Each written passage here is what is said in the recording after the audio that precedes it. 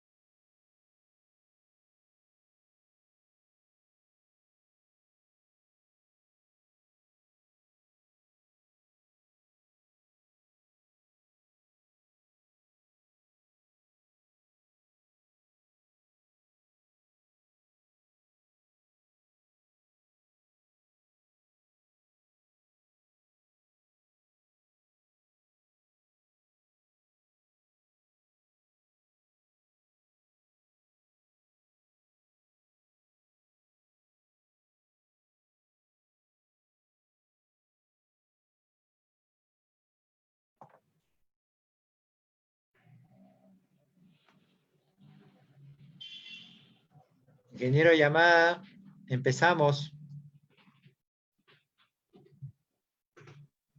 Muy buenas tardes con todos. Les doy la más cordial bienvenida a este evento, el cual trata de tecnologías para mejorar la calidad del interior, a nombre del Consejo Departamental de Lima y del Colegio de Ingenieros y del capítulo de Ingeniería Mecánica y Mecánica Eléctrica, y también a partir del Comité Técnico de Climatización y Construcción Sostenible. Les habla el ingeniero Luis Llamada. Les doy la más cordial bienvenida y espero que puedan ustedes aprovechar bastante bien este tipo de evento. Se habla mucho de calidad de aire interior debido a los temas de aire acondicionado, especialmente en todos los locales donde se manejan este tipo de equipos, que por el momento para nuestro medio no es tan importante porque estamos en época de invierno, pero dentro de poco vamos a tener que seguir usándolos por el tema del clima. Pero bueno, esta conferencia nos va a ayudar mucho a ver qué tipo de mecanismos podemos utilizar para que estas tecnologías de aire acondicionado sean cada vez mejores. Y bueno, igualmente la más cordial bienvenida para todos y espero que lo disfruten mucho.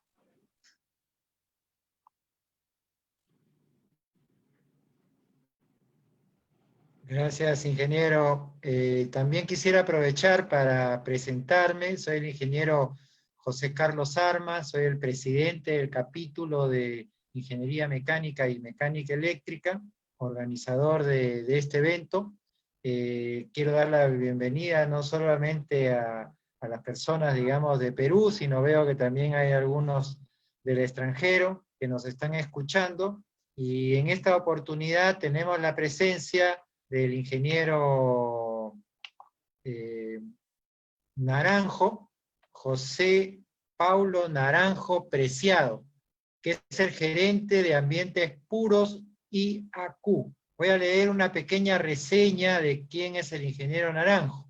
Él es ingeniero electromecánico y cuenta con un diplomado en sistemas de aire acondicionado de la Universidad Pontificia Bolivariana en Medellín. Posee 10 años de experiencia en el diseño de sistemas de climatización y 5 años en la ejecución de proyectos de innovación y desarrollo en el área de calidad de aire interior. Es el fundador y actual gerente de la empresa Ambientes Puros IAQ, SAS, con sede en Medellín, Colombia. Es también miembro de la Asociación Colombiana de Acondicionamiento del Aire y de la Refrigeración, ACAIRE, y actual director regional del capítulo de calidad de aire interior de la misma asociación. Entonces, sin más presentación, reiterándole el agradecimiento a participar con nosotros en esta conferencia, los dejo con el ingeniero José Pablo Naranjo Preciado. Adelante, ingeniero. Muchas gracias, ingeniero Armas. También agradecer a todas las personas que están conectadas, interés en este tema que sin duda pues empieza a tomar cada vez más importancia, y también agradecer al Consejo Nacional de Ingenieros por abrir el espacio, ¿cierto?, para este tipo de temas, que como les digo, ahora a propósito del coronavirus, pues se hacen de alguna manera importantes, que todos estemos enterados de qué está pasando y cuáles son esas posibles soluciones para este tipo de afectaciones, ¿cierto? Entonces, de igual manera, quiero hacer mucho énfasis en el tema del capítulo de calidad de aire interior al que hay parte en Colombia. Nuestra asociación se llama ACAIRE, como Asociación Colombiana de Ingenieros de Aire Acondicionado y Refrigeración, y hacemos parte también de la FAIAR, que es la Federación de Asociaciones Iberoamericanas de Aire Acondicionado y Refrigeración. Entonces, hago esta referencia porque desde ACAIRE adoptamos ya a nivel nacional, digamos, la primera norma iberoamericana de calidad de aire interior. Es emitida por FAIAR, como les decía, como Federación de Asociaciones Iberoamericanas.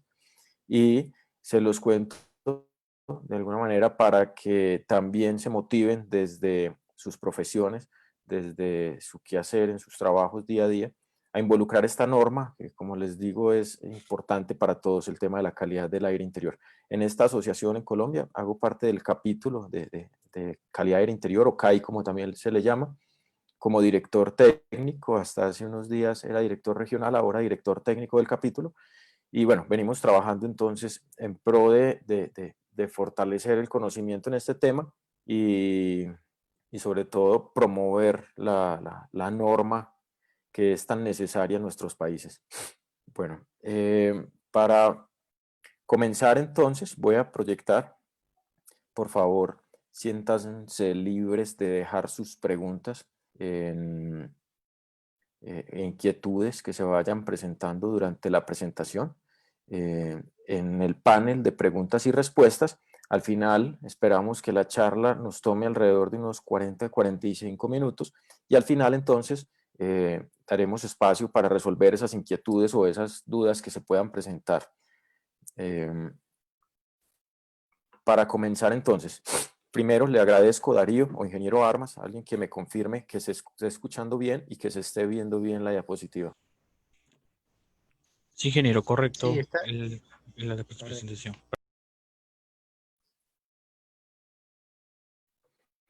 Perfecto.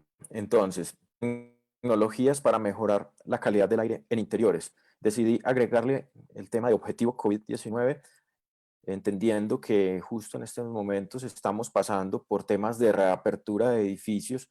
Entonces lo convierte, digamos, en un tema clave el enfocarnos desde la calidad del aire interior a atender y reducir los riesgos que se puedan presentar con el coronavirus, ¿cierto? Y con el COP2, pues, que digamos el virus que en este momento nos tiene en una situación especial.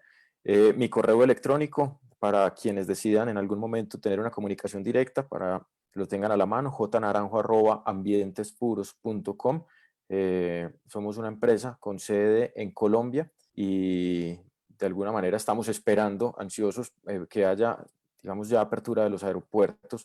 Entiendo en esta libertad, nosotros aún no, pero una vez se haga, también para visitarlos y seguir promoviendo todos estos temas.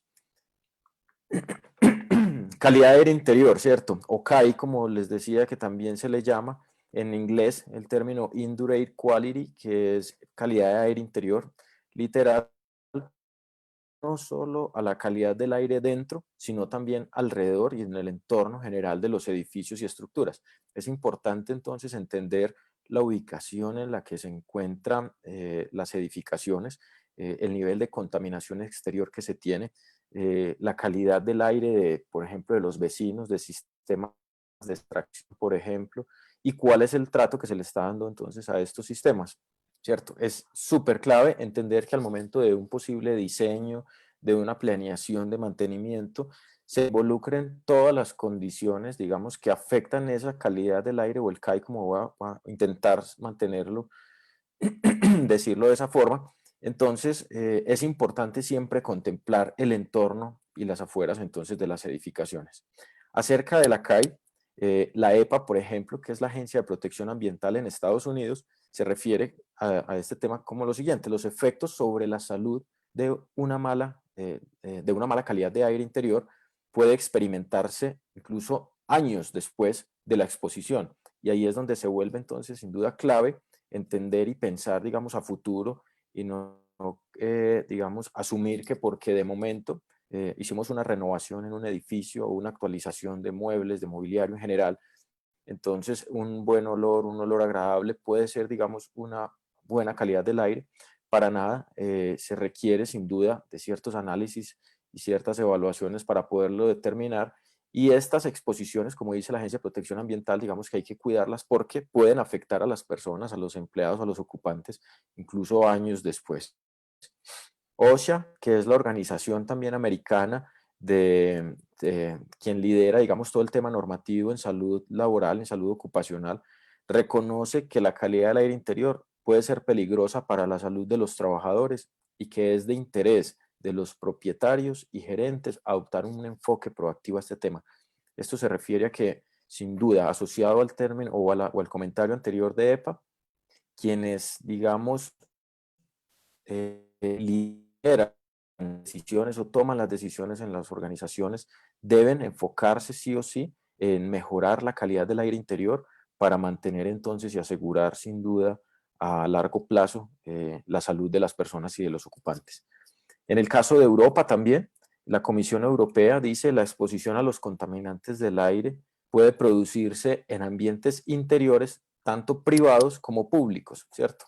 Como oficinas, escuelas, sistemas de transporte, entre muchos otros. Con esto, lo que quiere decir, esto es un extracto o una parte de todo un documento donde la Comisión Europea se refiere a la importancia que tiene la calidad del aire interior y que estamos expuestos en todo lugar, independiente si es público o privado, y que en ese sentido entonces debemos tener, digamos, cierto cuidado.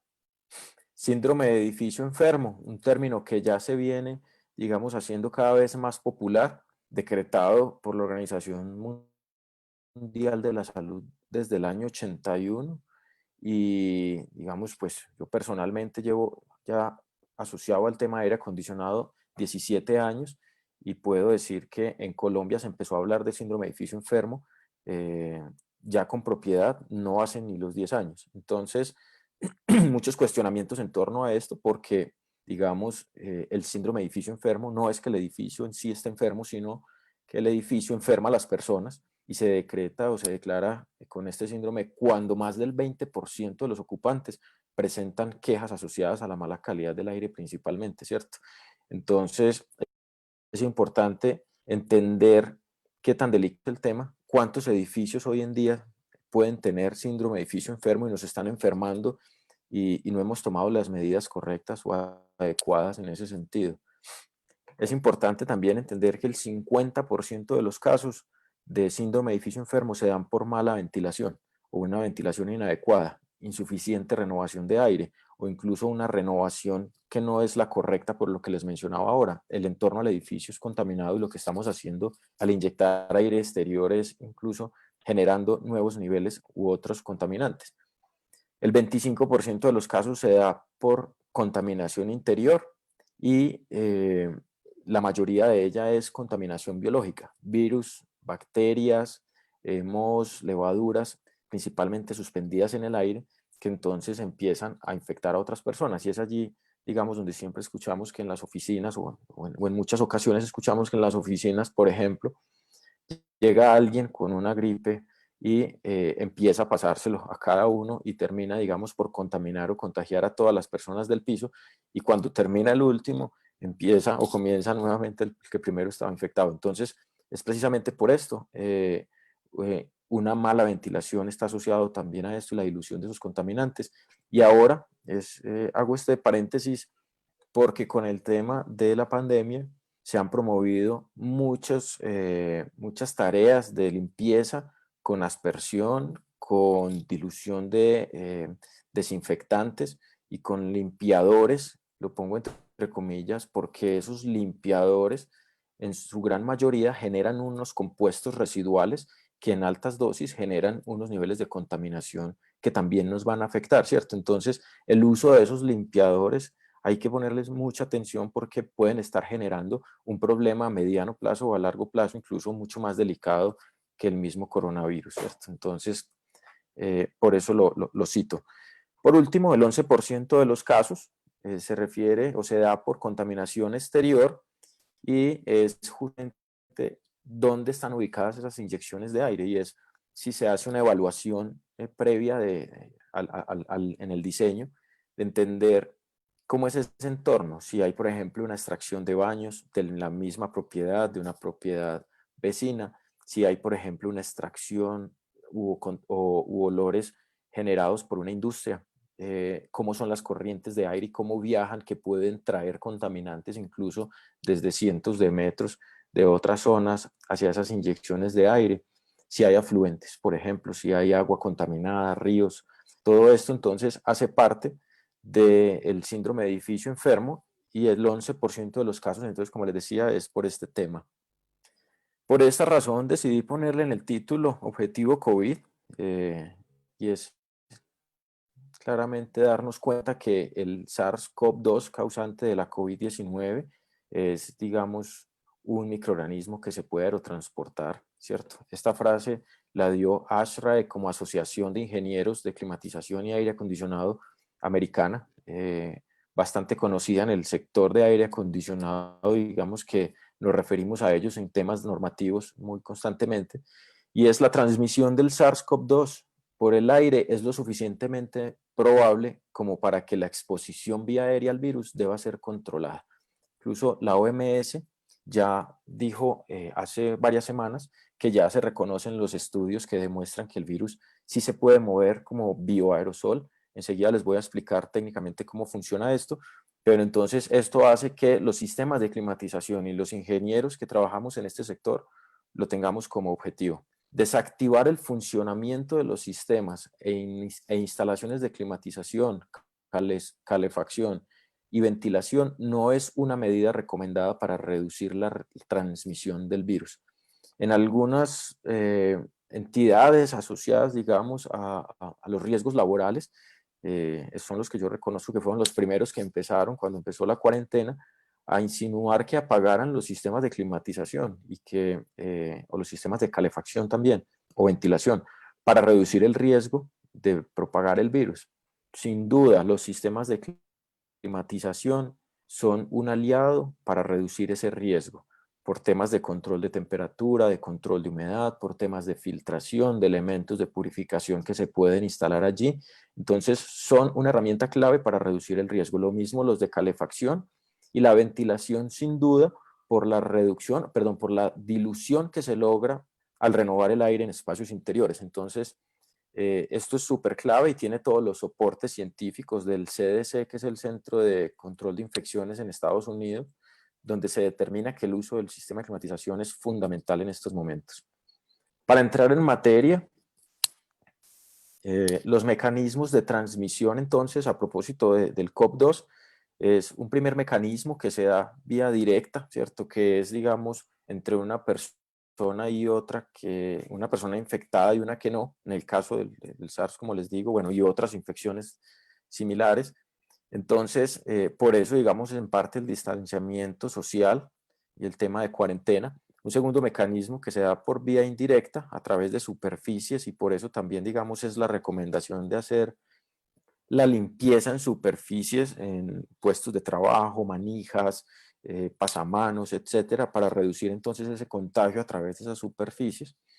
Y un último método o mecanismo de transmisión que se da a través de las gotas generadas por una persona que está infectada, ¿cierto? Esas gotas, digamos que se dan al toser, al estornudar o incluso al hablar. ¿cierto? Y digamos que esta es la parte más importante y por eso se decreta entonces el uso del tapaboca para reducir la salida de esas gotas, y esto es lo que pasa, digamos, a nivel de detalle. Una persona que está infectada entonces y estornuda o tiene tos o incluso, como les decía, al hablar, genera una gran cantidad de gotas que en su mayoría, y dicho por la OMS, tienen un tamaño de partícula superior a 5 micras, y este tamaño de partícula le permite entonces sin duda tener una carga o alojar una carga viral suficiente como para contaminar otra persona, ¿cierto? Pero que también por su tamaño él es capaz o tiene un peso ya suficiente como para que no alcance más de 1.8 metros y que por esa razón entonces ella vaya a caer por gravedad. ¿Qué pasa con esto? Pues que la gota, y es la defensa que tiene el CDC, el Centro de Investigación de Infecciones, de Control de Infecciones en Estados Unidos, y que ya reconoce la OMS que sí está correcto, es que esa gota en su gran mayoría está constituida por agua, y al estar en contacto entonces con el aire va a generar un efecto de evaporación que al final va a convertirse en unas gotas de menor tamaño, de menor volumen, y sin duda incluso pueden llegar a quedar solo en unos elementos que son ciertos metales de menor tamaño que pueden ser sí o sí aerotransportados. ¿Y por qué? Se llaman también núcleos goticulares. ¿Por qué? Porque, digamos, ya tienen un tamaño de partícula claramente inferior a 5 micras, y al tener ese tamaño de partícula, se convierten entonces sí o sí, continúan manteniendo la capacidad para alojar una carga viral suficiente para contaminar a una persona, al entender que el virus tiene un tamaño de partícula de 0.3 micras, entonces un núcleo goticular puede claramente soportar y transportar entonces el virus, y convertir entonces estos núcleos goticulares en aerosoles o bioaerosoles, como se les dice técnicamente, y pueden ser entonces aerotransportados, entendiendo que este microorganismo en particular, y como muchos otros patógenos, ellos no tienen, digamos, los elementos para generar para volar y moverse por sí solos, sino que ellos emplean entonces este material particulado que está en el aire para viajar con ellos a través de los flujos de los sistemas de aire acondicionado, de ventilación, y de esa manera entonces convierten, digamos, o tienen la capacidad de viajar hasta por metros dentro de unas oficinas y contaminar entonces a otra persona. Los estudios demuestran que pueden estar incluso hasta 8 horas flotando en el aire y viajando hasta que encuentran un huésped donde, digamos, alojarse. Esta es una noticia de Publicaciones Semana, una publicación colombiana. La fecha, el 14 de marzo, recién comenzábamos cuarentena en Colombia, y ya Semana hacía publicaciones donde mostraban estudios donde se habían encontrado restos del patógeno en los ductos de aire acondicionado en un hospital. ¿Significa esto? Sí o sí, que el sistema o la probabilidad mayor es que el microorganismo, el virus, fue aerotransportado como bioaerosol y que se movió por el sistema de climatización hasta quedarse en ese punto.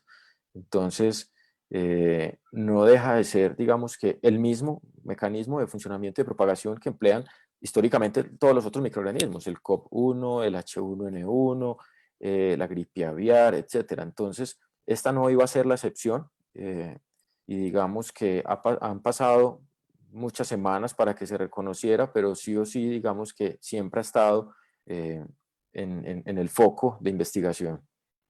Esta publicación fue la que se dio el 24 de julio ya, hace unas pocas semanas, donde se decía, digamos, que la OMS ya reconocía entonces la transmisión del virus vía aérea, y que los estudios que habían asociados a él, pues digamos que ya, digamos, eran suficientes para decir que este era uno de los medios de propagación del coronavirus, ¿cierto? Esta es otra noticia súper importante y asociada al comienzo de la presentación, donde les decía la carga de material particulado que se está inyectando, por ejemplo, en los sistemas de renovación de aire. Es importante cuidarla porque hay estudios que demuestran que a mayor cantidad de material particulado suspendido en el aire, pues mayor es el riesgo entonces de contagio con los microorganismos y enfermedades virales. Esto por lo que les decía, ellos se viajan montados sobre esas partículas. Entonces, mientras mayor cantidad de vehículos en el aire para ellos, pues mayor va a ser entonces la posibilidad de propagación. Otros anuncios y otros, digamos, comunicados de diferentes medios de comunicación, entonces, que reportaron la noticia y dándole la importancia, entonces, para que sea reconocido el tema del COVID en el aire. Ahora, para entrar en materia, entonces, mejorar la calidad del aire en interiores, objetivo COVID, podemos tener diferentes enfoques y diferentes maneras para lograrlo, ¿cierto? Uno de ellos, comienzo con este porque digamos es el más común o el que realmente por defecto deberían tener todos los sistemas de climatización, y es el tema de filtración. Vamos a ver un poco en detalle cómo es y cuál es la recomendación con el COVID. La tecnología pasiva, vamos a ver una de ellas también para que entendamos qué es la tecnología pasiva para mejorar la calidad del aire y los sistemas de climatización tener una mejor limpieza. Y por último, tecnología activa como una tecnología, digamos, emergente, en el sentido de no lleva mucho más de 10 años incorporándose en los sistemas de climatización y que se reconoce, digamos, como una tecnología funcional y efectiva contra la reducción entonces de los riesgos de contaminación en el aire. Entonces, lo primero, o la primera de ellas, como les decía, la filtración. Son básicamente filtros mecánicos que utilizan medios con estructuras porosas de membrana estirada en una variedad de tamaños, densidades y configuraciones de extensión de medios para eliminar partículas de las corrientes de aire que pasan a través de ellos. Entonces, la función real de estos filtros es retener entonces partículas, y al retener las partículas, dependiendo la eficiencia que se maneje, podemos entonces con ella retener entonces virus, bacterias y otros microorganismos que pueden ser causantes de infecciones, ¿cierto? Estos filtros mecánicos, digamos, por defecto, vienen incluidos en los sistemas de climatización, incluyendo los mini split, claramente con un nivel de eficiencia muy bajo, pero por defecto los sistemas de climatización deben, y por norma, contener un banco de filtros o un filtro que funcione para hacer este tipo de retención de partículas, ¿cierto? Se reconoce entonces una clasificación MER, que es el mínimo de eficiencia, validado incluso por ASHRAE y que se sugiere atender para hacer una selección de filtros, y en específico para el tema de selección, perdón, entonces se emplea esa clasificación MER entendiendo cuál es la eficiencia y el rango de partículas, del tamaño de partículas que deseemos entonces retener para hacer una correcta selección.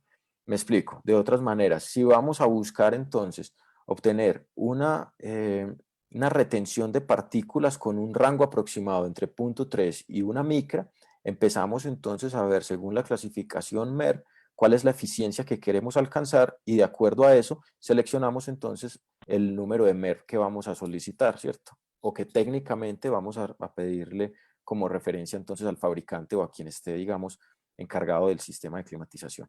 La recomendación ahora con el COVID o para retener el COP2 es al menos emplear entonces un MER13 que equivale a una eficiencia aproximada del 50% en un rango de partículas entre 0.3 y 1 micra, ¿cierto? Entendiendo que las gotas, por ejemplo, y los núcleos goticulares empiezan entonces a estar en ese rango, ¿cierto? Y que ellos son, digamos, los que con mayor frecuencia van a ser los que están entonces alojando esa carga viral en el ambiente. Este filtro, el superior al 95%, reconocemos, por ejemplo, una eficiencia del 99.99% como filtración EPA, y hay veces que deliberadamente se dice que lo que se debe hacer para mejorar entonces la calidad del aire es instalar un sistema de filtración EPA. Hay que entender que mientras más sea la eficiencia del filtro, mayor es la presión que tiene que vencer entonces el sistema de ventilación, sistema de climatización, y por ende entonces pueden ocurrir dos cosas: o que no pueda con esa presión y termine por estropearse el motor o el ventilador, o segundo, el consumo de energía entonces se va a aumentar a unos niveles que no van a ser sostenibles, ¿cierto? Entonces es importante hacer esa evaluación previa antes de salir a pensar que vamos a montar un sistema de filtración EPA en cualquier sistema de climatización.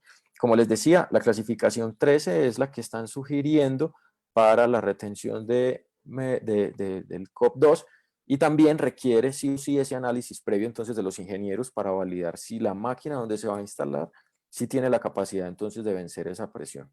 Como segunda medida, esta es la purificación pasiva, y es básicamente las luces ultravioleta o luces UV germicidas o luces UVC también se les llama, y digamos que se están utilizando para degradar e inactivar entonces el material orgánico, e inactivar entonces microorganismos.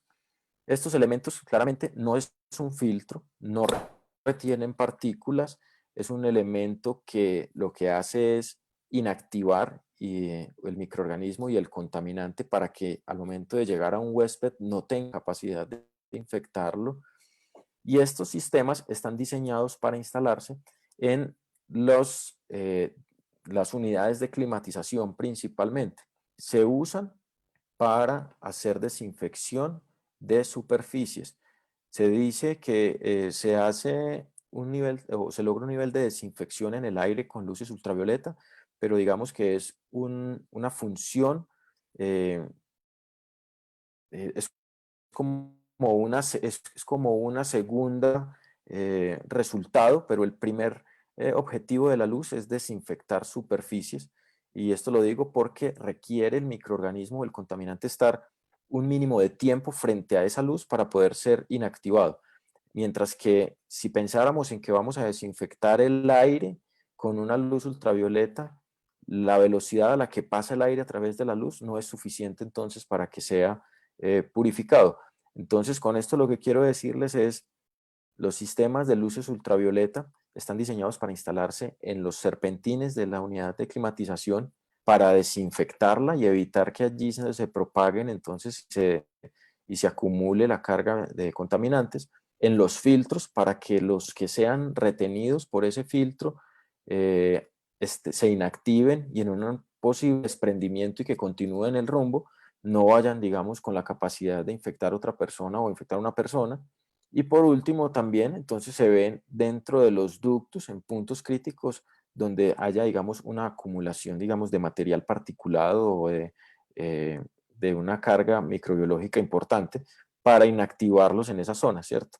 Ahora, hay ciertos fabricantes de luces ultravioleta que, digamos, defienden la capacidad de la luz para mantener o desinfectar el aire, pero lo logran, no voy a decir que no es así, pero lo logran a través de unos procesos de flujos que pasan a través de ellos a una velocidad, digamos, mucho menor que un sistema de climatización, y de esa manera entonces lo que buscan entonces es inactivar algunos de los microorganismos que pasan por esas corrientes.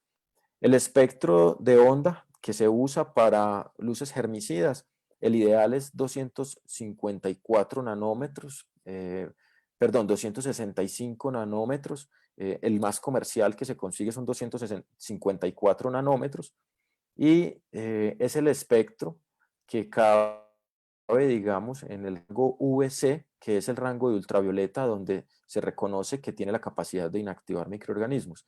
A medida que pasa a UV, UVA, digamos que pierde significativamente esa capacidad y se acerca entonces a lo que es una luz visible, y digamos esas lámparas ultravioleta no tienen, digamos, una efectividad, digamos, reconocida, por ejemplo, por ASTRA para la inactivación. Hay que tener en cuenta que estos elementos pueden quemar entonces la piel, la retina de los ojos, y que se debe evitar a toda costa estar en contacto directo con ellos. Como recomendaciones, aplica, como les decía, para superficies, no es efectivo en corrientes de aire en movimiento, y por último, la efectividad depende de una correcta selección, ¿cierto? Y el cálculo de potencia por unidad de área.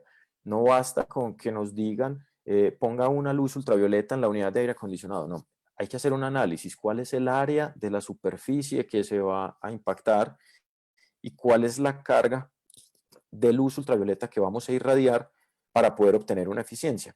Sobre todo porque esto varía dependiendo la distancia que se tenga a la superficie y sin duda, digamos, el área, el rango hacia los costados, entonces que también se maneje. Entonces es importante incluir esa selección adecuada en una posible o un eventual, digamos, análisis de presupuesto, por ejemplo, de cuánto cuesta una tecnología, cuánto cuesta otra, y no quedarnos solo pensando que con una luz ultravioleta va a ser suficiente. Por último, vamos a hablar sobre purificación activa y allí entonces vamos a referirnos principalmente de la fotocatálisis como un proceso de purificación que, como les decía, es una tecnología emergente que empieza, digamos, a mostrar ciertos estudios durante estos años de efectividad para mejorar la calidad del aire en espacios interiores. La fotocatálisis o proceso de oxidación avanzada, como también se le llama, es un proceso que, digamos, se asemeja al proceso de la fotosíntesis, en donde se emplea en este caso una fuente de energía de una lámpara de luz ultravioleta. En este caso principalmente se usa la misma germicida de 254 nanómetros y se irradia sobre una superficie fotocatalítica que está compuesta por diferentes metales. La mayoría de los procesos de fotocatálisis se dan con dióxido de titanio, que es, digamos, un catalizador que reacciona muy bien frente a este rango de onda ultravioleta, y a partir de allí entonces se genera, utilizando la humedad que hay en el ambiente y el oxígeno que hay en el ambiente, se genera peróxido de hidrógeno en estado gaseoso. Esto es H2O2, ¿cierto? Es un proceso, como les digo, similar al de la fotosíntesis, que también ocurre realmente la fotocatálisis en la naturaleza, y que esa es la razón por la que nosotros regularmente no vemos una acumulación, por ejemplo, de moho en paredes o superficies expuestas a la intemperie. Adicional al peróxido de hidrógeno, se generan ciertos radicales libres también que van a ayudar, digamos, con el control de contaminantes, y de esa manera entonces lo convierte en una tecnología muy, muy efectiva. Les voy a explicar también enseguida por qué es activa y no pasiva. Lo primero es entender que los niveles de peróxido de hidrógeno o el peróxido de hidrógeno es reconocido por la FDA y por ASRAE como un oxidante amigable, un oxidante natural que, digamos, mejora la calidad de los ambientes internos y mejora entonces la calidad del aire. Los niveles a los que se recomienda estar por debajo en un tiempo de exposición de 8 horas al día es hasta de 1 ppm, y los equipos de fotocatálisis generan máximo 0.01, 0.02 ppm de concentración máxima de hidroperóxido. Límite sugerido, y sin embargo es altamente efectivo y nocivo entonces para la carga de contaminantes. En el tema del COP2, diferentes investigaciones han demostrado que la fotocatálisis es efectiva contra el virus, contra virus, hongos, bacterias, y que incluso son con microorganismos que son mucho más resistentes que el COP2. Ahora, particularmente, les voy a mostrar, digamos, una tecnología de fotocatálisis en la que se está adelantando y particularmente en ambientes puros se está adelantando el proceso de investigación con la Universidad de Antioquia en Colombia, que es la única que tiene un laboratorio donde se aisló el COP2 como patógeno y tiene la capacidad de manipularlo y hacer pruebas con él, y se están, como les decía, desarrollando un proceso de investigación de la efectividad que hay en la fotocatálisis con el COP2. El resultado, esperamos ya la próxima semana tener la certificación, pero hasta ayer que se hicieron las últimas mediciones, el resultado era de 99.999% de inactivación del microorganismo utilizando celdas de fotocatálisis. La solución es esta unidad de tratamiento oxidativa o UTO. Es una unidad compacta, como les decía, de fotocatálisis que emplea entonces en su interior una lámpara de luz ultravioleta y un recubrimiento, una celda en aluminio que viene recubierta por dióxido de titanio, nanopartículas de plata, de zinc y de cobre que hacen que se genere un proceso de catalítico o fotocatalítico de generación de peróxido de hidrógeno y radicales libres que van a permitir entonces mejorar la calidad del aire. Esta es una unidad especialmente patentada con unas características únicas que le agregan mucho valor frente a otras tecnologías. Es un dispositivo que se fabrica, se diseñó y se fabrica en Colombia y que cuenta con certificaciones de los principales elementos, incluso de Estados Unidos, como huele en la lámpara y se ve, por ejemplo, en el balastro electrónico. Una de esas características es que tiene un indicador permanente de funcionamiento, o IPF como se le llama, que es esta ranura de color azul turquesa, que ella va cambiando de color a medida que la celda de fotocatálisis va terminando su vida útil. Esta celda tiene una vida útil de 2 años. Puede alcanzar hasta 3 años si la unidad de climatización o si la unidad de purificación está conectada al sistema de climatización. Y aquí hago un paréntesis, se reconoce como purificación activa porque el sistema se instala, como están viendo, en los ductos de aire acondicionado y cuando él enciende, entonces la generación de peróxido que ocurre en la celda es arrastrada por el flujo de aire y llevada, distribuida a través de los sistemas de climatización, sale por los difusores y finalmente entonces inunda todos los espacios ocupados. Repito, en una concentración segura, pero que es nociva para atacar cualquier microorganismo que haya en el ambiente, no solo en el aire, sino en superficies que estén también en contacto con ese aire. Por eso se llama activo, porque el microorganismo, el contaminante, realmente no debe llegar hasta acá para ser retenido como el filtro o para ser inactivado como la lámpara UV, sino que donde él se encuentre, siempre y cuando esté en contacto con el aire, está siendo atacado e inactivado.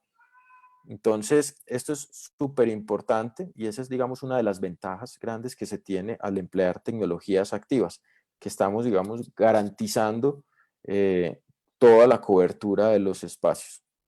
En una vista transversal, esto es lo que ocurre, un sistema de ductos donde vienen viajando una cantidad de gérmenes y patógenos que regularmente se acumulan en las paredes del ducto y finalmente van a salir por los difusores. Se van a encontrar con esa generación de peróxido, también se le llama hidroperóxido, entendiendo que viene formulado por las moléculas de agua que hay en el ambiente, y allí entonces empieza a inactivarse. También entonces lo que ocurre es que las paredes internas de los conductos empiezan a tener entonces ese efecto de descontaminación y de inactivación de microorganismos que están allí. Es un sistema que se instala en máximo 20 minutos, se pega una platina que trae el equipo, se perfora el ducto y se introduce entonces la unidad para que se enganche en esa platina que se pegó y la celda entonces al interior quede en contacto con el flujo del aire. De esa manera garantizamos entonces con la platina que haya un sello y no vaya a ocurrir una pérdida de aire por ese lugar, y segundo, que todo el hidroperóxido entonces sea entregado a la corriente de aire. Estas son imágenes de los sistemas de purificación activo UTO que se pueden instalar en los conductos de ventilación, aire acondicionado, de enfriamiento, de calefacción, cualquier sistema de ventilación en general se puede instalar. No requiere mantenimientos, las celdas son autolimpiables al ser un elemento que degrada el material orgánico y se puede conectar a 110, 220 voltios, a 50, 60 Hz sin ningún tipo de cambio, él solo se autorregula y como les decía, la característica clave es el indicador permanente de funcionamiento, que nos va a decir en qué momento entonces requiere ese reemplazo de celda o una atención de pronto por garantía.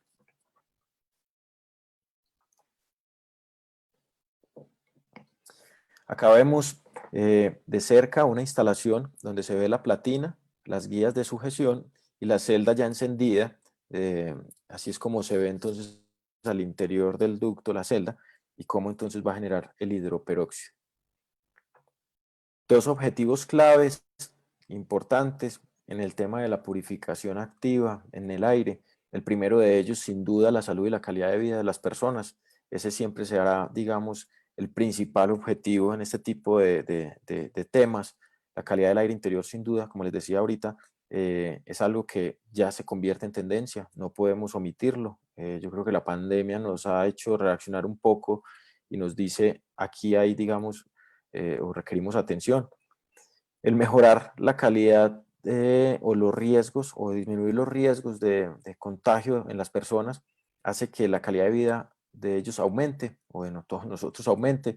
El reducir o controlar olores, por ejemplo, mejora también la calidad y el bienestar de las personas, pero para los usuarios finales, y digamos aquí involucro, por ejemplo, a los decisores, gerentes, propietarios, todos ellos, lo que pueden percibir es, sin duda, un tema en control de calidad de sus procesos, entendiendo procesos como proceso industrial, un proceso de un laboratorio o incluso un tema de servicios como unas salas de cine, unas oficinas, un restaurante, por ejemplo. Entonces, mejorar su calidad y sin duda reducir el ausentismo laboral es un tema que van a percibir y todos dos se traduce en pesos, sí o sí, por donde lo queramos mirar, es un ahorro en pesos que siempre va a traer entonces para ese administrador o para ese propietario. El segundo objetivo es un tema de eficiencia energética y esto orientado a un tema de sostenibilidad, que hoy en día también en los proyectos sí o sí nos empiezan a involucrar el tema de sostenibilidad como factor importante en la toma de decisiones, y es que podemos obtener ahorros de energía, podemos convertir los sistemas más eficientes y podemos ahorrar también desde un menor mantenimiento. ¿Por qué ocurre todo esto? Hay dos razones. Uno, y es una pregunta que suele venir a veces, y es, ¿qué tiene que ver la purificación del aire con el ahorro energético? Hay que entender que un sistema con un serpentín, por ejemplo, mucho más limpio, hace que sea más eficiente y eso hace que el consumo de energía baje, ¿cierto? Entonces, allí hay un ahorro significativo en ahorro de energía y sin duda en el tema de sistemas eficientes. Segundo, al revisar o cuando vamos a hacer un diseño, un cálculo de carga térmica de un sistema de climatización, entonces vemos o nos referimos, por ejemplo, a la norma de ASHRAE, el estándar 62.1, por ejemplo, y nos damos cuenta que hay dos métodos para seleccionar y calcular las renovaciones de aire exterior y las tasas de ventilación, ¿cierto? Y esas tasas de ventilación, esos dos métodos están dados. Uno, a través de una tabla donde fácilmente podemos ir, seleccionar el uso del lugar, por ejemplo, seleccionamos biblioteca y dependiendo del número de personas por cada persona, entonces vamos a poner una cantidad de aire exterior y por cada pie cuadrado, por cada tanto, creo que son 0.06 pie cuadrados, tantos CFMs de aire exterior, ¿cierto? Y eso varía, como les digo, dependiendo el uso del lugar. Y así de esa manera se calcula. Pero digamos que esa es la manera rápida de hacerlo, pero quedan un montón de cuestionamientos allí que regularmente no se atienden y es, por ejemplo, cómo es la calidad de ese aire que se está inyectando, de dónde proviene, cuál es la carga de material particulado, si hay riesgo de material biológico en ella, ¿cierto? Por ejemplo, la temperatura y la humedad la solemos calcular de acuerdo a la ubicación geográfica, pero ¿no creen que también puede variar dependiendo si es un área arborizada o si es un área, por ejemplo, en el centro de la ciudad en cuanto a temperatura y humedad? Sin duda, esas variables hay que incluirlas y ese es el segundo método que tiene el estándar y es, en otras palabras, hacer un balance de masas y es entender realmente cuál es esa carga microbiológica, esa carga de material particulado y cómo es la calidad de ese aire que se está inyectando. Y dicho por el mismo ASRE, es mejor inyectar menos aire con buena calidad de aire interior, con buena calidad, perdón, que más aire con mala calidad. Entonces, lo que hacemos, y ahí desde Ambientes Puros apoyamos a diferentes consultores, diferentes proyectos, es entender cuáles esos niveles de contaminación que van a ocurrir o que esperamos que ocurran en ese lugar y a partir de él entender cuántos de ellos podemos reducir utilizando filtración y purificación activa y luego entonces recalcular la toma de aire exterior para entender si podemos reducirla y obtener entonces ahorros en el sistema de climatización, porque regularmente esa inyección de aire o viene más caliente o viene más húmeda, o como les digo, requiere filtración y requiere un motor que vence esa presión, etcétera. Entonces todo se convierte en un consumo de energía. Resumen, obtenemos unos cálculos donde podemos determinar cuál es la concentración de contaminantes que se espera obtener, cuáles de ellos eliminamos y a partir de allí reducir la toma de aire exterior para obtener entonces ahorros energéticos y en capacidad de aire acondicionado, mejorando a su vez la calidad del aire interior. Esto para usuario, para administrador del proyecto, sin duda menor costo de instalación o inversión inicial en los proyectos de climatización y sin duda la reducción del consumo de energía en los sistemas actuales y todo el tema de operación.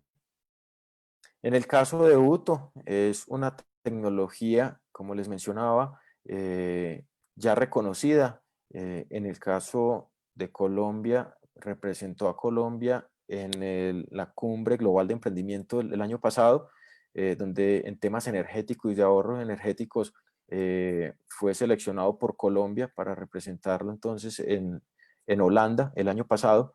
También reconocido por el Ministerio de Ciencia, Tecnología e Innovación en Colombia como un elemento que aporta a la salud de las personas y reduce los consumos de energía. También la Cámara de Comercio pues, de Medellín, donde está radicada la empresa, pero sin duda una serie de clientes, en este caso, digamos, colombianos, pero para no referirme a nombres que de pronto no los conozcan ustedes, los sectores, voy a hacer referencia a los sectores, en el caso, por ejemplo, Tigo Une, una compañía de telecomunicaciones en el contact center, en las oficinas de presidencia, Grupo Argos, uno de los grupos empresariales más grandes de Colombia, lo emplea en sus oficinas para reducir los riesgos y reducción de ausentismo laboral. Laboratorio Secar, una compañía donde se producen medicamentos, Confenalco, una caja de compensación, en Telco un contact center de muy gran tamaño, Cinemas Procinal, salas de cine, cajas de compensación, Decathlon, una tienda de elementos deportivos de gran superficie, Celsia, que es una de las compañías de energía al sur de Colombia, que empieza a tomar gran capacidad, sobre todo en temas de energía sostenible, ahorrando energía y purificando el aire a través de UTO. Entonces, todo esto para decirle que son diferentes sectores los que han hecho pruebas, han validado y dan, digamos, fe de los resultados que se ha tenido entonces con la purificación activa. Para terminar, quiero hacer incluso énfasis al direccionamiento siempre a ASRAE como asociación que invierte bastante desde la parte de ingeniería e investigación para poder sacar comentarios como este. La filtración y la limpieza del aire se utilizan para mejorar la calidad del aire interior y ocasionalmente para permitir una reducción de las tasas de ventilación de aire exterior. Esto resume los objetivos que les mencionaba ahora y es uno, brindar calidad de vida y bienestar a las personas y segundo, en temas de sostenibilidad, entonces, obtener ahorros energéticos desde los sistemas de climatización y ventilación.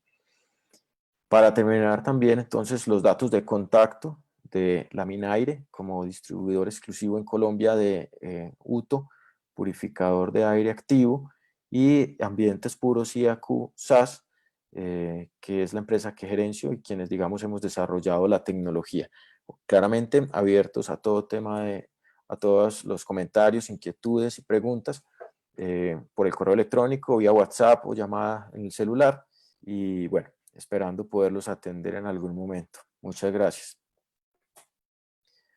Vamos a dar inicio, entonces, a una ronda de preguntas y respuestas que espero hayan dejado. Voy a revisarlo ya mismo. Perfecto, por acá las tenemos. Tenemos 82 personas conectadas. Muchas gracias a todos por asistir, sobre todo hoy viernes, que ya muchos empezamos a buscar, digamos, descanso.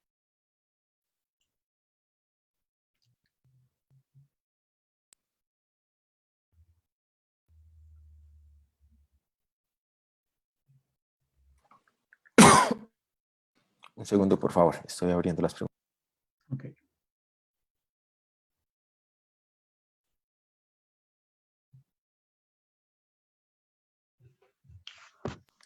Perfecto. Tenemos por acá pregunta, en una sala de operaciones, infectados, aislados de hospitales, ¿cómo lo instalo?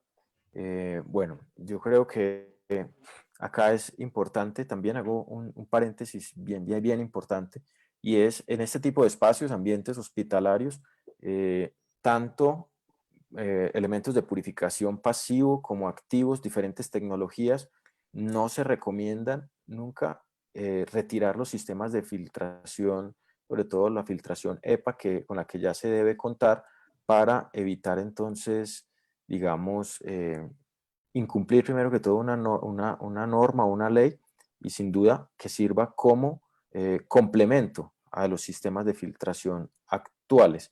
¿Cómo se instala? A la salida del ducto de la unidad manejadora el sistema de ventilación, justo a la salida en ese ducto de suministro, allí se instala para buscar que todo el hidroperóxido esté en contacto con todas las superficies internas del ducto y finalmente entonces salga por todos los difusores y de esa manera logremos una máxima cobertura. Se puede enclavar incluso a la unidad de aire acondicionado para que ella funcione simultáneamente al apagar y al encender y de esa manera garanticemos siempre entonces un nivel de purificación. Los consumos de energía, ampliando un poco digamos la respuesta, van entre 18 vatios y 36 vatios, el de mayor capacidad. Los UTO se dimensionan o se seleccionan dependiendo del tamaño o el flujo de aire que vayamos a tratar o el área que vayamos a tratar, y para ese caso tenemos 6 modelos diferentes que todos cuentan principalmente con una sola celda de tratamiento, que es una característica también súper clave por temas de recambio en los 2 años o 3 años posteriores. Solo es una celda la que se reemplaza por cada unidad y, como les digo, con un consumo entre 18 y 36 vatios. Eso le permite conectarlo a la unidad eléctrica o la unidad de potencia de la misma unidad de aire acondicionado sin necesidad de poner acometidas adicionales o protecciones adicionales. Entonces facilita muchísimo la instalación.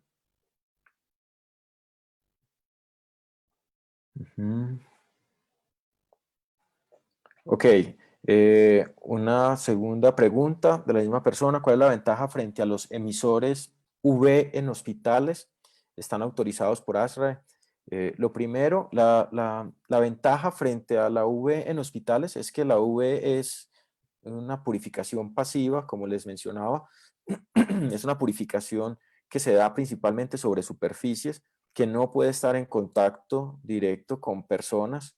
Entonces es necesario que los espacios estén primero desocupados, segundo, que se hace sobre la superficie, la inactiva, y si se apaga la lámpara, ese espacio puede volver a contaminarse, ¿cierto? Mientras que la purificación activa lo que hace es convertir de manera permanente y constante todo el volumen de aire en un ambiente nocivo para los microorganismos. Entonces es mucho más efectivo, llega a más lugares y de manera permanente. Si están autorizados por ASRAE, ASRAE no es, digamos, una organización o una asociación que valide tecnologías o acredite tecnologías. ASRAE, digamos, lo que hace es buscar las referencias de investigaciones que tengan una u otra tecnología y hacerlas públicas. Y en ese sentido ha hecho, digamos, públicos los estudios que se han tenido en fotocatálisis, en UV, en filtración y en otras tecnologías que también pueden funcionar, ¿cierto? Entonces hay que referirse al ASRAE solo como para encontrar esos comentarios que han tenido esas investigaciones, más no como medio para decir si ellos autorizan o aprueban una u otra tecnología. ¿Qué consumo eléctrico tiene? Como les decía, entre 18 y 36 vatios dependiendo del modelo. Miremos por acá otro.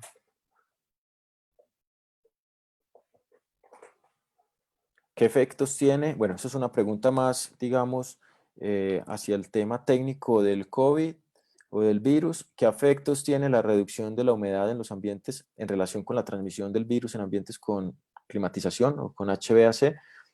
Hay estudios que demuestran que el nivel óptimo de humedad relativa para evitar una propagación de microorganismos está entre 40 y 60%, inclinado pues o tendiendo hacia el 50% como ideal, mantener una humedad relativa que reduce entonces los riesgos de contaminación.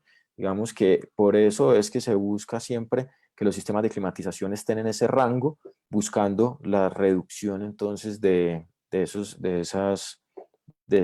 niveles de propagación de contaminantes o de microorganismos, ¿cierto? Hay algunos microorganismos que se reproducen por debajo de 40 y otros que antes les afecta, unos por encima de 60 y otros totalmente al contrario. A unos les afecta por encima de 60 y a otros, digamos, que les permite propagarse o multiplicarse de manera más eficiente. Ok, sigamos.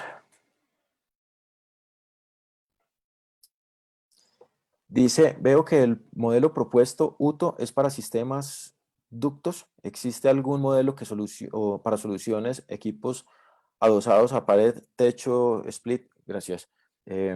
Voy a compartir de nuevo la pantalla y voy a mostrar una última imagen de una posible instalación o un ejemplo de una aplicación en donde los sistemas de climatización sean o ventilación sean tipo pared, piso, techo, por ejemplo, cassettes, y es aislarnos de ellos un poco y es hacer una purificación de aire interior empleando un ventilador que puede ser un helicocentrífugo de bajo caudal, 200 CFM, perdón, o dependiendo pues claramente el área. Para eso podemos apoyarlos en la selección dependiendo el volumen de aire del lugar.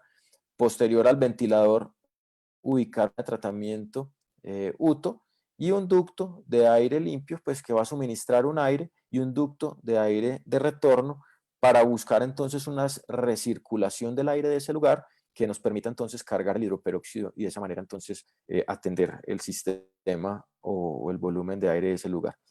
La captación y purificación de aire exterior es otro lugar en donde podemos incluso optimizar el costo de instalación porque ya tenemos la unidad de ventilación, ¿cierto?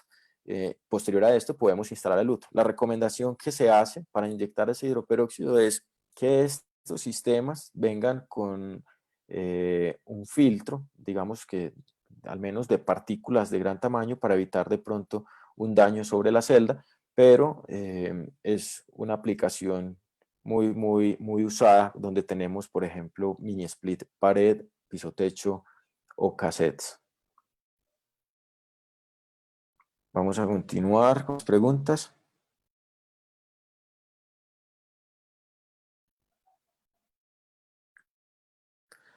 Listo, hay estudios que respaldan la efectividad de esta tecnología, por supuesto. Hay estudios científicos que demuestran la efectividad de la fotocatálisis sobre microorganismos, sobre compuestos orgánicos volátiles, sobre reducción de olores, y son estudios incluso no hechos solo por ambientes puros, sino a nivel internacional por proyectos de investigación o grupos de investigación de universidades externas.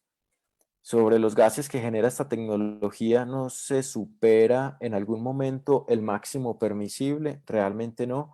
Las moléculas de peróxido de hidrógeno son realmente inestables, están en el aire durante minutos. Eso hace que mientras unas se rompen y vuelven o se convierten unas nuevamente en humedad, en oxígeno, en algunos otros radicales, unas nuevas se estén generando en el proceso y de esa manera entonces se mantiene estabilizado. Como les decía, los límites no deben superar nunca 0.02, 0.03 ppm y el máximo sugerido es de 1 ppm con un tiempo de exposición de 8 horas. Sobre los gases, ok, ¿dónde son fabricados los UTO? En Medellín, en Colombia, 100% fabricados acá. Utilizan dos elementos importados desde Estados Unidos por un tema de certificación de seguridad, que son las lámparas de fuente de energía UE y el balasto electrónico que las alimenta a ellas. Tenemos distribuidores en Perú. A través de la Minaire podemos tener esa comunicación. Voy a ponerles de nuevo en la pantalla para que tengan el contacto a la mano y también el contacto de Ambientes Puros como fabricantes. Continuamos.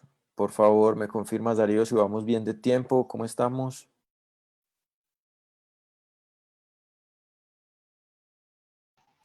Vamos bien, ingeniero, no se preocupe. Muchas gracias.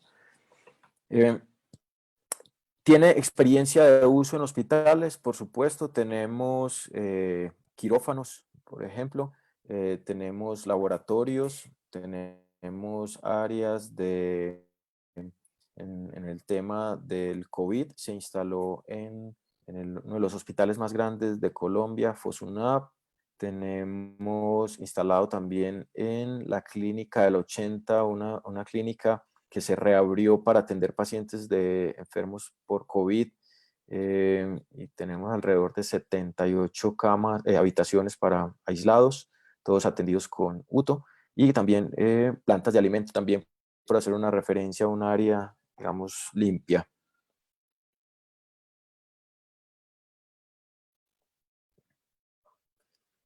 Ok, los contactos ahí están públicamente.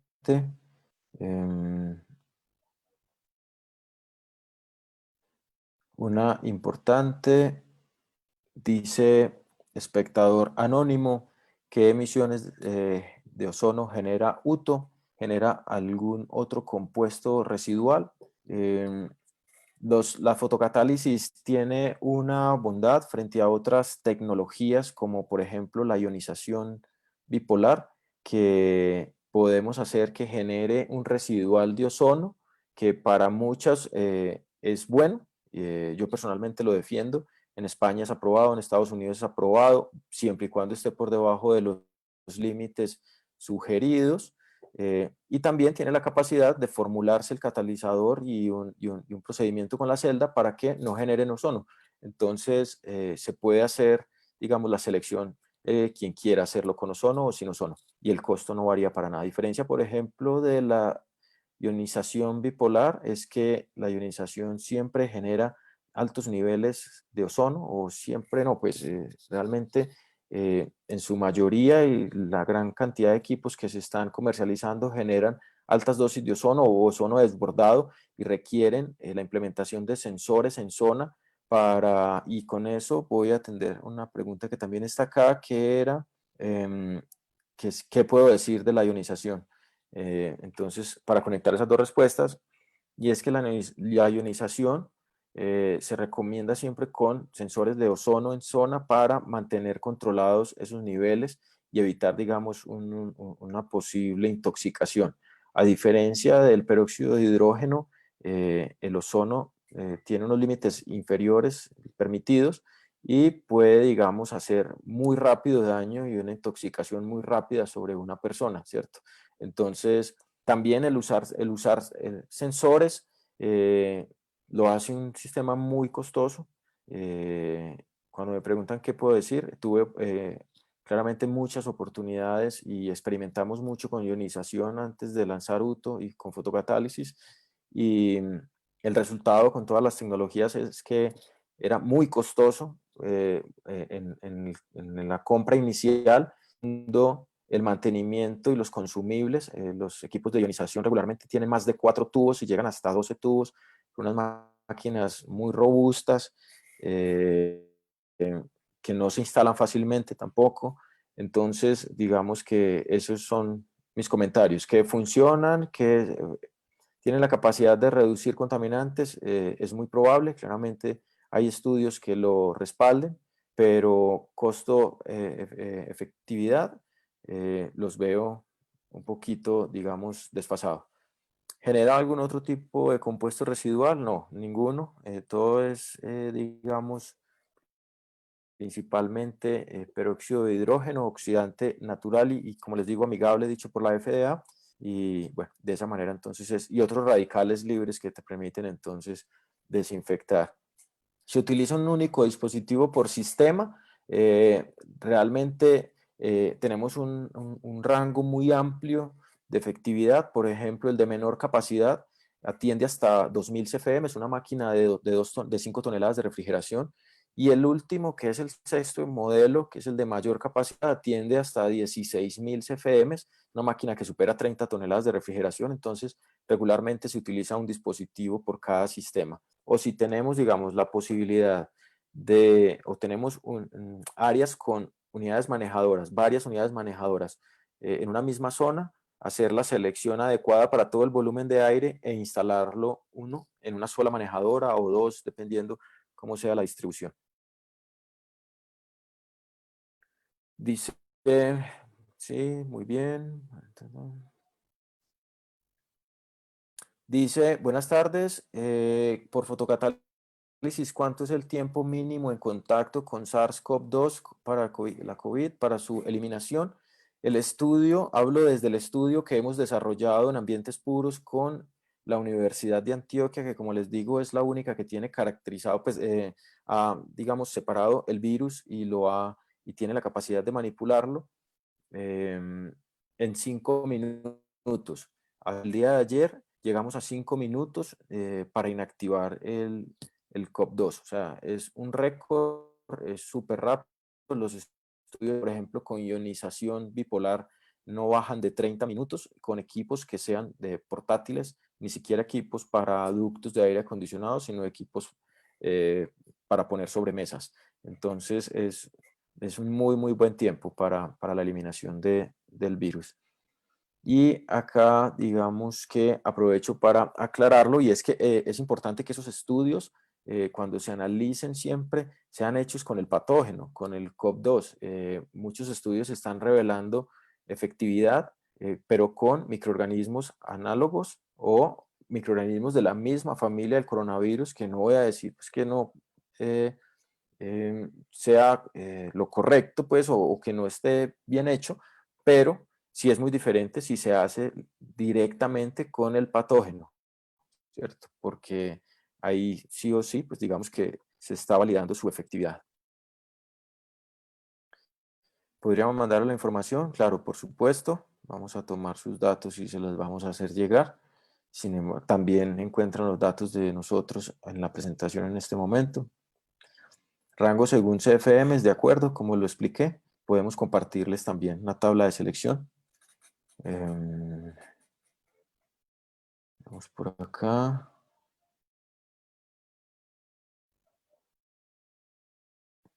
Saber si este UTO es solo para inyección o también aplica para extracción. El tema con las extracciones es el tiempo de residencia que se tenga, o sea, el tiempo que va a estar en contacto el contaminante con los radicales libres y con el hidroperóxido, ¿cierto? Se requiere cierto tiempo dependiendo la carga de contaminantes que se desee, digamos, o el riesgo que se desee mitigar. Entonces, para eso deberíamos hacer el cálculo, ¿cierto? De la velocidad del aire, la longitud que se tiene en el ducto antes de llegar a la rejilla de extracción y de esa manera tratarlo, pero sí funciona bien. En el caso, por ejemplo, de los pacientes aislados que tienen sistemas de renovación a pérdida y requiere una extracción permanente y filtrada, en esos sistemas se convierte, es clave tratar ese aire antes de salir. Seguimos leyendo.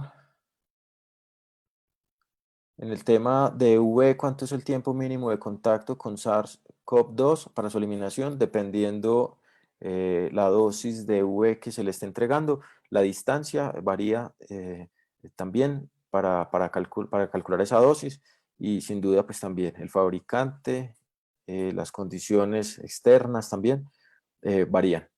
No sabría decirte con cuál fabricante lo quieras evaluar. Dice por acá, ¿cuál es el tiempo promedio de actuación de purificador? El tiempo promedio de actuación es, mira, si nosotros tenemos estudios, por ejemplo, donde tomamos mediciones de carga microbiológica total en el ambiente, sin hacer caracterización de esos microorganismos, sino simplemente medimos la carga total. y a partir de allí instalamos, ponemos a funcionar Uto y vamos validando cuál es, digamos, el porcentaje de reducción en ese espacio, y en 2 horas hemos alcanzado 50% de reducción de carga microbiológica en el ambiente. Regularmente las pruebas se hacen hasta por un mes con el equipo instalado por todas las variables que hay involucradas en un espacio, pero finalmente lo que se alcanza siempre supera el 90%, hasta 99% hemos alcanzado reducción de carga microbiológica, y en esas condiciones, como les digo. Ahora, también varía mucho dependiendo, como les digo, algunas variables como cómo es la entrada y salida de personas, la temperatura, la humedad, ¿cierto? Las tasas de renovación, etcétera.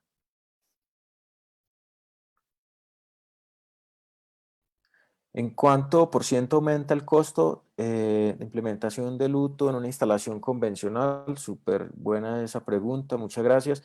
Realmente los equipos no son un elemento que pese dentro de una instalación de aire acondicionado, y lo que buscamos es cruzarlo con los ahorros que se obtienen en una instalación inicial, por ejemplo, y aquí lo voy a separar. Lo primero, si es un proyecto que apenas se está diseñando, el ahorro que se obtiene al recalcular la inyección de aire exterior y el ahorro que genera en la capacidad de máquina paga muy bien la inversión en el equipo de purificación. Y si es en un sistema ya instalado, se pueden obtener ahorros al reducir esas inyecciones de aire, al mejorar la eficiencia por la limpieza en los sistemas, ¿cierto? Y esos ahorros obtienen un retorno de inversión que no supera los 2 años, 2 años y medio más o menos, ¿cierto? Y si no se hace ningún tipo de modificación en el sistema para obtener ahorros considerables, no es un elemento que pese realmente, pero podemos ofrecer una cotización, una selección para que lo puedan validar. Un segundo, por favor. Voy a encender la luz.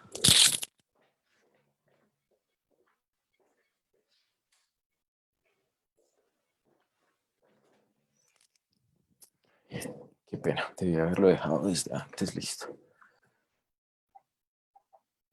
Me van contando si vamos bien. Yo no tengo ningún problema, puedo continuar. Ingeniero, ¿Es posible unos 5 el uso del minutos Uto? más. Ingeniero Naranjo, Chévere. 5 minutos más. Listo, muchas gracias, muy amable.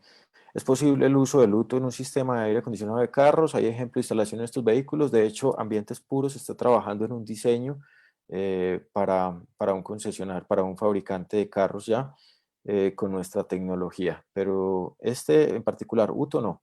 Se requiere que sea un dispositivo con ciertas características. Creemos que el próximo año estaría disponible.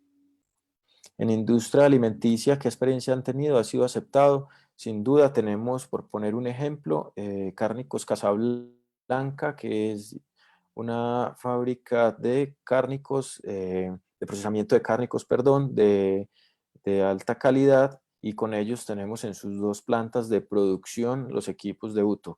En las plantas de alimento se obtiene una mejora en la calidad de los procesos al reducir los riesgos de contaminación, y esto significa para ellos o para el usuario final un mayor tiempo de vida útil del producto. Entonces, sí se tiene la experiencia. Sigamos. Esta tecnología debe ir acompañada con el uso de filtros especiales. Realmente no. La tecnología funciona sola. Es un muy buen complemento para cuando se tiene, por ejemplo, un sistema de filtración ya instalado, pues que es muy común, y porque inactiva los contaminantes que se retienen en esos sistemas de filtración. Pero realmente no es estricto que venga acompañado de otra tecnología o de un filtro. Pregunta cuáles son las acciones complementarias para una aplicación exitosa. Sin duda esa. Siempre recomiendo los sistemas de filtro del fabricante de la máquina, no cambiarlos, no hacerle modificaciones. El sistema que regularmente trae la máquina de aire acondicionado más el sistema de purificación activo es un complemento ideal y funciona muy bien.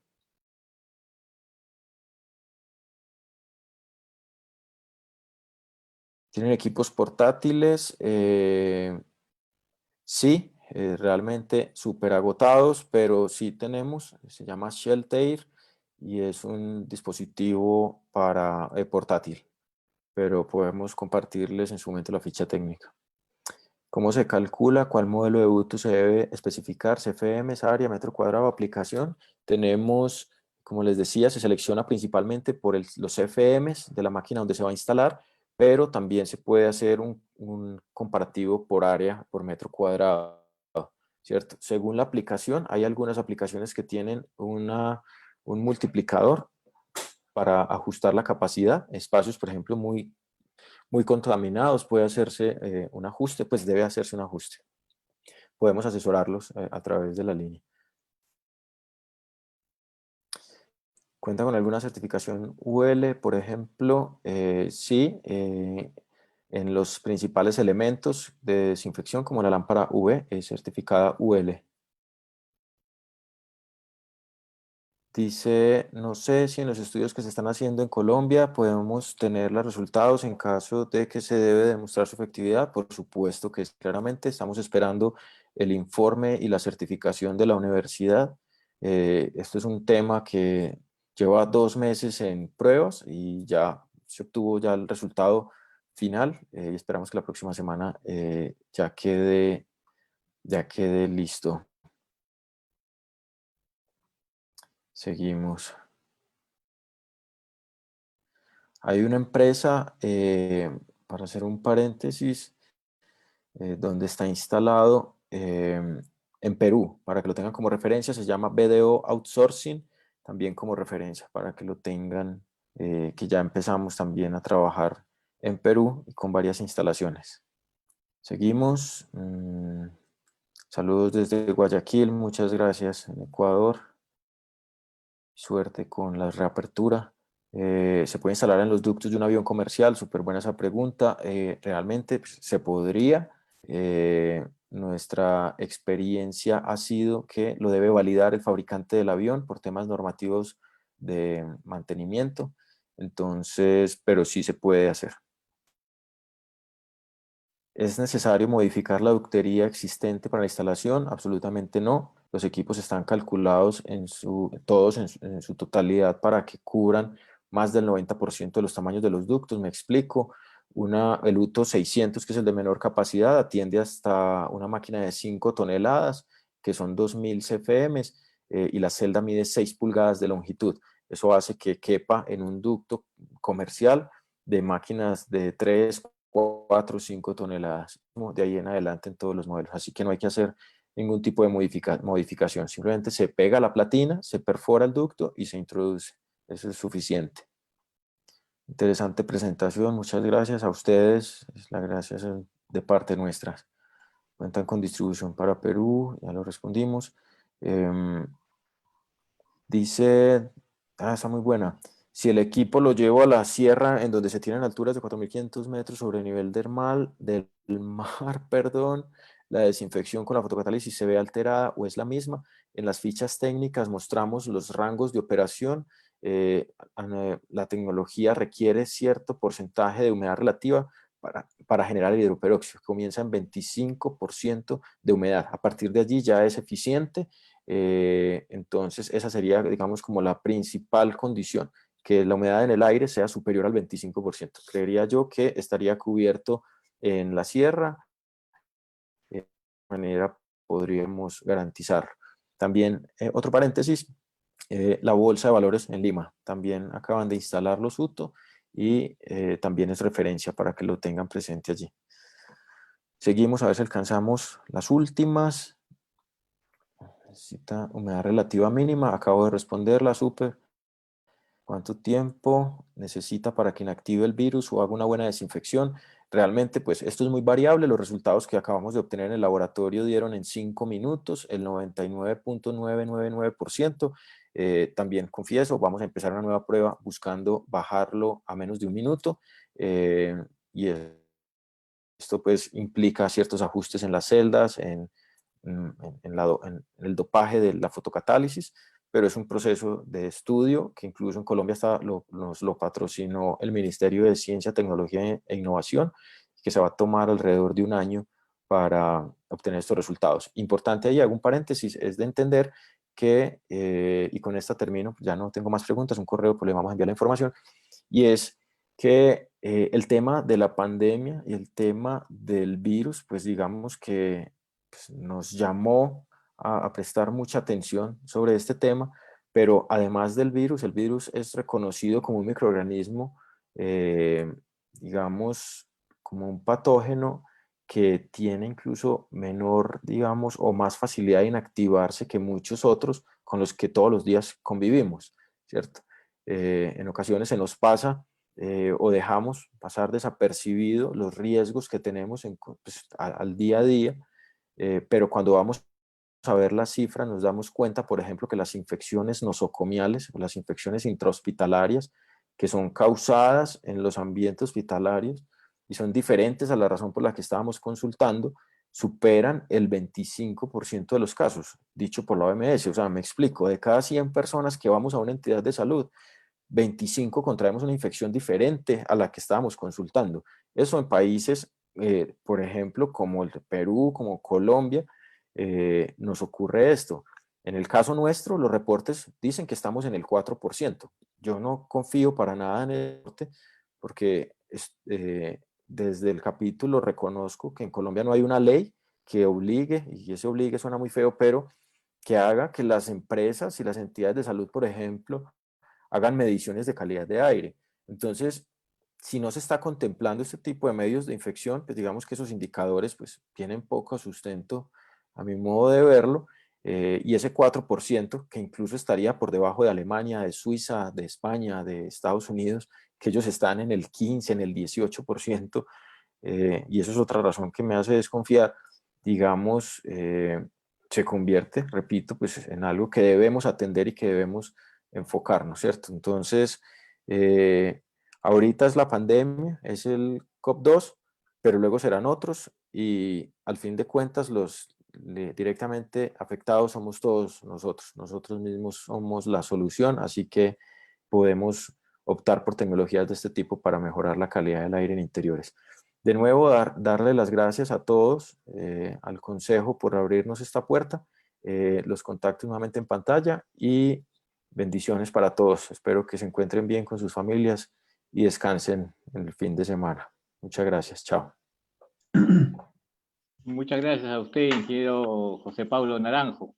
Fue una brillante exposición. Espero que para otra ocasión podamos contactarlo nuevamente, porque este tema realmente nunca va a pasar de moda debido a lo que vamos a tener posiblemente, esperemos que no, pero otro tipo de contaminaciones en el futuro. Pero creo que de ahora en adelante todas las nuevas instalaciones van a estar de aire acondicionado y ventilación, no solamente van a estar regidas por la comodidad y confort interior, sino también por la salubridad de las personas, que creo que es la forma en que se debe ver ese tipo de tecnología. Muchas gracias y buenas noches. Voy a darle la palabra al ingeniero Ricardo Picho, que es parte de la directiva del Colegio de Ingenieros, del capítulo de Ingeniería Mecánica y Mecánica Eléctrica del Colegio de Ingenieros. Gracias. Estimados colegas, ¿qué tal? Muy buenas noches con todos ustedes. Bueno, en primer lugar, a nombre del capítulo de Ingeniería Mecánica y Mecánica Eléctrica del Colegio de Ingenieros de Perú, hacemos nuestro agradecimiento al ingeniero José Paulo Naranjo por su brillante exposición. Hacemos a usted, ingeniero Luis Yamada, por su participación, un agradecimiento, así como a todos nuestros asistentes. Y antes de despedirme, les invito a los foros que se vienen, en el caso del 13 de agosto, que es el foro del oxígeno. El 20 de agosto tenemos el programa de la masificación del oxígeno para la reactivación económica, organizado por el Comité de Gas. Así como el 25 de agosto, les invitamos para el desarrollo del drenaje pluvial en el Perú. Bueno, no me queda más que despedirme y desearles muy buenas noches. Muchas gracias. Gracias. Buenas noches. Chao. Sí, ingeniero Naranjo. Hasta luego, Sandra. Gracias, buenas noches. Hasta luego. Hasta luego, ingeniero Gracias. Yamada. Hasta luego. Gracias.